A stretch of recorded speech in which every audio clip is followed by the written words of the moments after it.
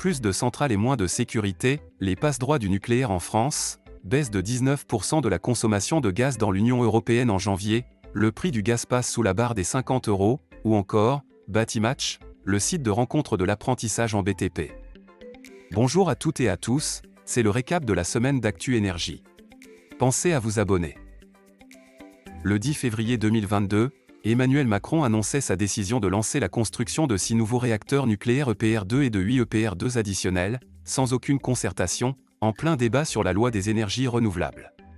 Depuis, un travail systématique et coordonné de SAP sur la sûreté et la sécurité nucléaire française est à l'œuvre. Des mesures qui pourraient remettre en cause la fiabilité et la qualité de la sécurité du nucléaire en France. C'est inquiétant, très inquiétant. Le 15 février, un rapport du Forum des pays exportateurs de gaz, GECF, indiquait que la consommation de gaz avait fortement diminué en janvier dans le monde et particulièrement dans l'Union européenne, soit 19%. La consommation française a pour sa part connu une baisse de 17%. Ces chiffres encourageants montrent que l'Union européenne tient son objectif de réduction temporaire de 15% de sa consommation de gaz.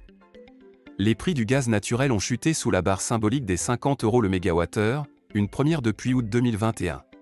Des prix qui restent cependant élevés, ils n'avaient que très rarement dépassé les 35 € avant les débuts de la crise énergétique et les tensions sur les livraisons russes.